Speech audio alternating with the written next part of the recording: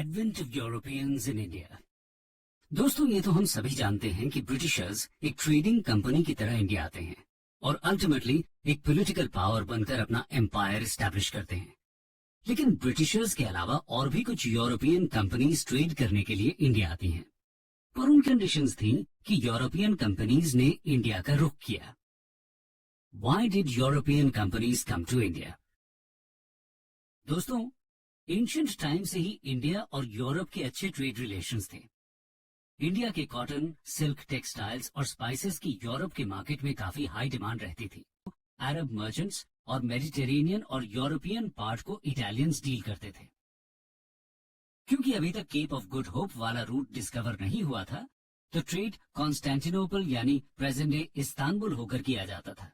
लेकिन जब Ottoman Turks Asia minor पर कंट्रोल एस्टैब्लिश करते हैं और 1450 ईस्ट और वेस्ट के बीच के ओल्ड ट्रेड रूट्स भी इनके कंट्रोल में आ जाते हैं। उसके अलावा वेनिस और जेनोवा के मर्चेंट्स कॉन्स्टेंटिनोपल के पास लोकेटेड होने का फायदा उठाकर यूरोप और एशिया के बीच ट्रेड पर अपनी मोनोपोली एस्टैब्लिश कर लेते हैं, और वो किसी नए यूरोपियन नेशन स्टेट को इसमें शेयर नहीं देना चाहते थे। नए और सेफ ट्रेड रूट्स को सर्च करते हैं। वो अरब और विनीशियंस की मोनोपोली को तोड़ना, टर्किश हॉस्टिलिटी से बचना और ईस्ट के साथ डायरेक्ट ट्रेड रिलेशंस एस्टैब्लिश करना चाहते थे। इसमें सबसे पहले स्टेप्स लेने वाले थे पोर्चुगल और स्पेन। यहाँ की गवर्नमेंट्स तथा साइंटिफिक डिस्कवरीज जैसे कि मैरिना कंपस और लॉन्ग डिस्टेंस शिप्स का इन्वेंशन भी इसमें हेल्प करता है। इन्हीं एफर्ट्स की वजह से 1492 में स्पेन के क्रिस्टोफर कोलंबस वॉयज पर निकलते हैं, पर वो इंडिया पहुंचने की जगह अमेरिका पहुंच जाते हैं। फाइनली 1498 में पोर्चुगल नए sea route via Cape of Good Hope की डिस्कवरी करते हैं। तो चलिए डिटेल में जानते हैं इनके बारे में। Portuguese seller Vasco da Gama 20 मई 1498 को साउथ वेस्ट इंडिया के एक इंपॉर्टेंट सी पोर्ट कैलिकट पहुंचते हैं। किंग्स स्वागत करते हैं और ट्रेड को प्रमोट करने के लिए उन्हें कुछ प्रिविलेजेस भी ग्रांट करते हैं। ऐसा इसलिए क्योंकि ट्रेड लेवी लोकल रूलर के लिए इनकम का एक इम्पोर्टेंट सोर्स था। इंडिया में 3 महीने रहने के बाद वास्को ड गामा एक रिच कार्गो के साथ यूरोप वापस लौट जाते हैं। इस कार्गो को वो जाता है कि उनकी पूरी यात्रा की कॉस्ट का 60 टाइम्स रिटर्न उन्हें मिलता है सेल से।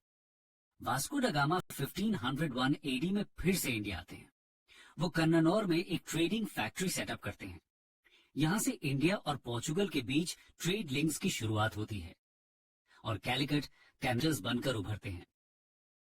पोर्चुगीज की बढ़ती हुई पावर्स और उनकी अनफेयर ट्रेड डिमांड्स जैसे कि अरेबियन सी में मोनोपोली की कोशिश उनके और लोकल रूलर जैमोरिन के बीच हॉस्टिलिटीज बढ़ा देती हैं। पोर्चुगीज ट्रेडर्स डिमांड रखते हैं कि जैमोरिन अपने एरिया में से मुस्लिम ट्रेडर्स को बाहर कर दे, और दोनों के बीच इसी बात को लेकर एक मिलिट्री फेस ऑफ होता है, जिसमें जैमोरिन हार जाते हैं और पोर्चुगीज की मिलिट्री सुपीरियरिटी एस्टैब्लिश हो जाती है। इसके बाद से पोर्चुगीज पावर का राइज होना शुरू होता है। आइए जानते हैं कैसे। Rise of Portuguese power in India. 1505 AD में पॉइंट होकर इंडिया आते हैं। इनकी पॉलिसी थी इंडियन ओशन पर अपना कंट्रोल एस्टैब्लिश करना, इसलिए इनकी पॉलिसी को ब्लू वाटर पॉलिसी भी बोला जाता है। कार्टेज सिस्टम इनकी पॉलिसी का सबसे इंपॉर्टेंट फीचर था। कार्टेज एक तरह का नेवल ट्रेड लाइसेंस या पास होता था, जो पोर्चुगीज कंपनी से बाकी सभी के लिए लेना होता था। साथ ही लंबे रूट्स के शिप्स जो पोर्चुगीज के कंट्रोल किए हुए पोर्ट्स पर रुकते हुए स्ट्रेट ऑफ मलाक्का की तरफ जाते थे, उन्हें भी ये कार्टेज लेना होता था। जिनके पास ये पास नहीं होता था, उनकी शिप्स और कार्गो को पोर्चुगीज अपने कब्जे में ले लेते थे। इसे इम्प्लीमेंट करने के लिए पोर्चुगीज के साथ रखते थे। 1509 एडी में अल्मेडा को रिप्लेस करके अल्फोंसो ड अल्बुकर्क गवर्नर बनते हैं। ये 1510 एडी में बीजापुर के सुल्तान से गोवा को कैप्चर करते हैं। इनको ही इंडिया में पोर्चुगीज पावर का रियल फाउंडर बोला जाता है। अल्बुकर्क, मलक्का और सी हैं। इनके बाद गवर्नर बनते हैं नीनो ड कुन्या, जो 1530 एडी में पोर्चुगीज की इंडियन कैपिटल को कोचीन से गोवा शिफ्ट करते हैं। ये 1534 एडी में गुजरात के बहादुर शाह से दीव और बैसेन अक्वायर कर लेते हैं और 1559 एडी में डच पे कंट्रोल और उनकी सुपीरियर नेवल पावर उनको बहुत हेल्प करती है और 16th सेंचुरी का एंड होते होते पोर्चुगीज न केवल गोवा, दमन, दीव और सेल्सेट पर कैप्चर कर लेते हैं, बल्कि इंडियन कोस्ट के अलोंग एक बड़े एरिया पर उनका कंट्रोल होता है। लेकिन फिर 16th सेंचुरी के बाद से इनकी पोर्चुगीज मुगल एम्परर शाहजहां के नोबल कासिम खान के हाथों हुगली खो देते हैं। फिर 1661 में पोर्चुगल के किंग बॉम्बे डाउरी के रूप में इंग्लैंड के चार्ल्स II को दे देते हैं। 1739 में पोर्चुगीज से सेल्सेट और बैसेन मराठास जीत लेते हैं। इस बाद भी गोवा, दीव और दमन पर 1961 तक इनका कंट्रोल बना रहता है। आइए पोर्चुगीज के कुछ इंपॉर्टेंट कॉन्ट्रीब्यूशंस को जानते हैं। Portuguese gifts to India. Famous Jesuit saint Francisco Xavier Portuguese governor India आते हैं। इन्हें आज भी इंडिया के कैथोलिक क्रिश्चियंस बहुत मानते हैं। टोबैको, टोमेटो, पोटैटो और चिलीज का कल्टीवेशन भी पोर्चुगीज ने ही इंडिया में इंट्रोड्यूस किया था। 1556 एडी में इन्होंने इंडिया का फर्स्ट प्रिंटिंग प्रेस एस्टैब्लिश किया था गोवा में। दोस्तों, ये तो बात की। आइए अब जानते हैं इनको फॉलो करने वाली नेक्स्ट ट्रेडिंग कंपनी यानी कि डच के बारे में। डच। दोस्तों, यूरोप के नेदरलैंड्स देश में रहने वाले लोगों को डच कहा जाता है। 20 मार्च 1602 को डच पार्लियामेंट ने एक चार्टर के द्वारा डच इस कंपनी को 21 सालों तक इंडिया और ईस्ट के देशों के साथ ट्रेड, इन्वेजन और कॉन्क्वेस्ट करने का राइट भी पार्लियामेंट ने दिया था। ये इंडिया में आकर पोर्चुगीज की मोनोपोली को खत्म करते हैं। डच अपनी पहली फैक्ट्री 1605 में आंध्र प्रदेश के मसूलीपट्टनम में बनाते हैं। उसके बाद जैसे कि 1610 में पुलिकट, 1616 में सूरत, 1653 में चिंसूरा, 1659 में पटना, बालासोर, नागपट्टिनम, कराईकल, कासिम बाजार और 1663 में कोचिन में। इनका हेडक्वार्टर तमिलनाडु के पुलिकट में था। मसालों के व्यापार पर डच अपनी मोनोपोली स्टैब्लिश करने में कामयाब होते हैं। इसके अलावा cotton textiles, Indigo, silk, opium etcetera का भी एक्सपोर्ट डच इंडिया से करते थे। इंग्लिश कंपनी के आने के बाद डच पावर का डिक्लाइन शुरू हो जाता है। 1759 में 7 इयर्स वॉर के दौरान इंडिया बैटल ऑफ बेदरा होती है, जिसमें डच को हार का सामना करना पड़ता है। इस बैटल को बैटल ऑफ चिंसुरा या बैटल ऑफ हुगली भी कहा जाता है। Finally Dutch east India company को 1798 में लिक्विडेट कर दिया जाता है। दोस्तों, अब बात करते हैं सबसे ज्यादा सफल ट्रेडिंग कंपनी की, यानी कि इंग्लिश ईस्ट इंडिया कंपनी की। Arrival of English east India company. Portuguese और डच ट्रेडर्स की सक्सेस से इंप्रेस होकर इंग्लैंड के मर्चेंट्स के मर्चेंट एडवेंचरर्स नाम के ग्रुप ने 1599 में इंग्लिश ईस्ट इंडिया नाम के ग्रुप ने 1599 में इंग्लिश ईस्ट इंडिया कंपनी को एस्टैब्लिश किया था। कंपनी का पूरा नाम the governor and company of merchants of trading into the east Indies था। 31 दिसंबर 1600 को इंग्लैंड की क्वीन एलिजाबेथ I 15 सालों के लिए ईस्ट इंडिया कंपनी को ईस्ट इंडिया कंपनी को ईस्टर्न ट्रेड का चार्टर ग्रांट करती हैं, जिसका मतलब ये था कि इस कंपनी को ईस्ट के साथ ट्रेड करने की मोनोपोली होगी। इंग्लैंड से और कोई भी कंपनी यहां ट्रेड नहीं कर सकेगी। 1608 में कंपनी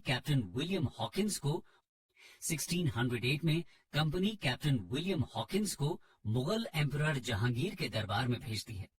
उनका मकसद जहांगीर से रॉयल फरमान हासिल करना था, जिससे वो सूरत में अपनी ट्रेडिंग फैक्ट्री स्टैब्लिश कर सकें। लेकिन पोर्चुगीज के इंट्रीग्स के चलते हॉकिंस को कोई भी कंसेशन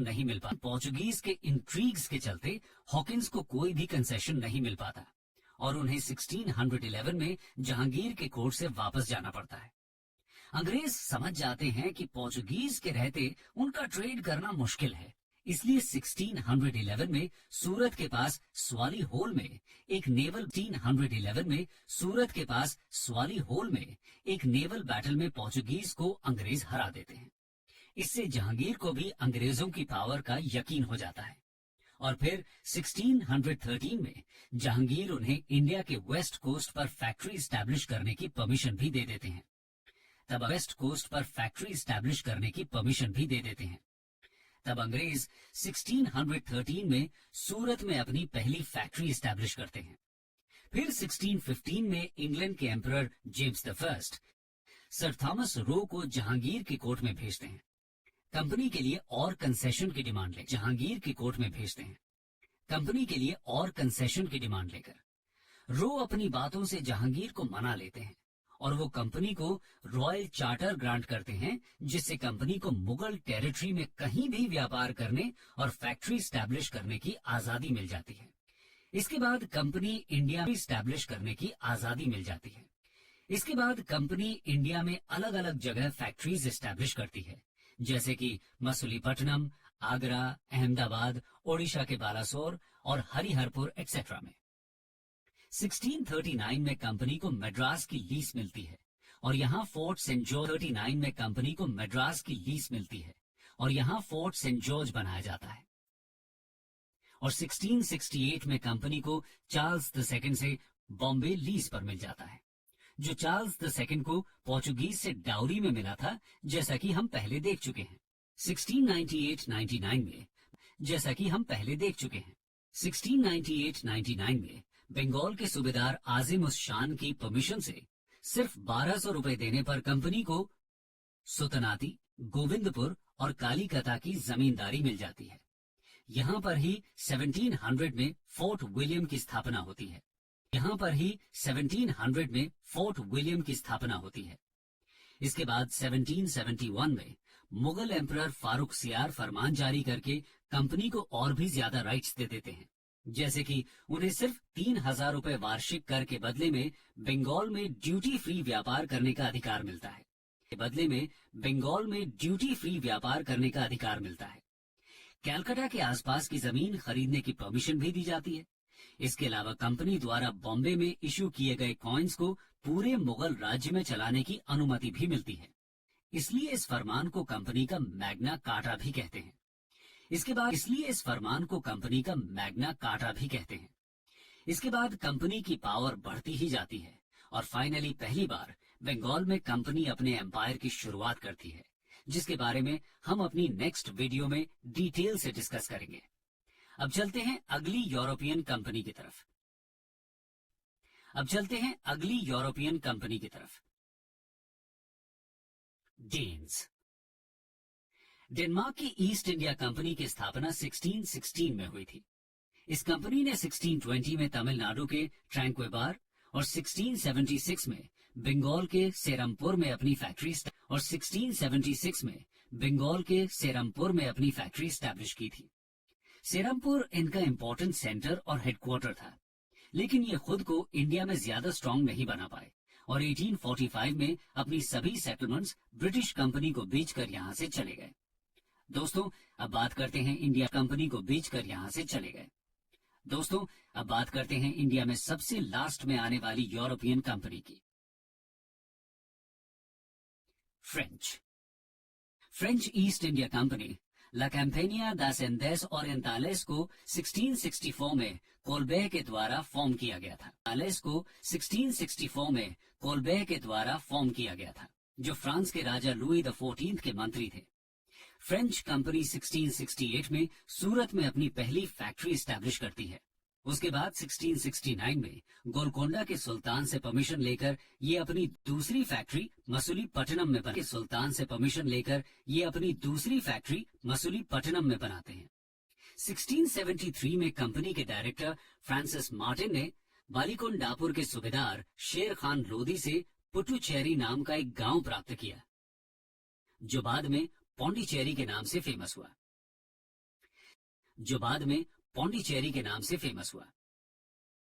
1692 में बंगाल के मुगल सूबेदार शाइस्ता खान की अनुमति से फ्रेंच कंपनी ने चंद्रनगर में फैक्ट्री की स्थापना की। उसके बाद फ्रेंच 1724 में मालाबार में माहे को कैप्चर कर लेते हैं और 1739 में तमिलनाडु में कराईकल को। 1724 में ही फ्रेंच गवर्नर ड्यूप्लेक्स इंडिया आते हैं और उनके साथ ही शुरुआत होती है कहानी एंग्लो फ्रेंच वॉर्स की, जिन्हें कर्नाटिक वॉर्स भी कहते हैं। कर्नाटिक वॉर्स की, जिन्हें कर्नाटिक वॉर्स भी कहते हैं। कर्नाटिक वॉर्स इंग्लिश और फ्रेंच कंपनी के बीच हुए थे, जिनके बारे में हम अलग वीडियो में डिटेल से चर्चा करेंगे। कंक्लूजन। तो दोस्तों, हमने देखा कि कैसे इंडिया और यूरोप के बीच होने वाले ट्रेड का फायदा उठाने के लिए अलग अलग यूरोपियन कंपनीज इंडिया आती हैं। ये कंपनीज ज्यादा से ज्यादा फायदा लेने के लिए अनफेयर ट्रेड प्रैक्टिसेस जैसे कि मोनोपोली, फोर्स का इस्तेमाल, नेवी का यूज करने में भी पीछे नहीं रहती। इन सभी कंपनीज के बीच आपस में पावर के लिए स्ट्रगल चलता है, जिसमें फाइनली इंग्लिश कंपनी को सक्सेस मिलती है। इंग्लिश ईस्ट इंडिया कंपनी कैसे एक ट्रेडिंग कंपनी से शुरू होकर इंडिया में अपना एम्पायर खड़ा करती है, ये हम अपनी आने वाली वीडियोस में देखेंगे। दोस्तों, पिछले वीडियो में हमने देखा कि कैसे द माइटी मुगल एम्पायर का डिक्लाइन हुआ। हमने देखा कि किस तरह औरंगजेब के रेन के दौरान डिक्लाइन स्टार्ट हुआ और इनकॉम्पिटेंट सक्सेसर्स के कारण ये एम्पायर पूरी तरह से खत्म हो गया। लोकल और रीजनल पॉलिटिकल फोर्सेस यानी लेट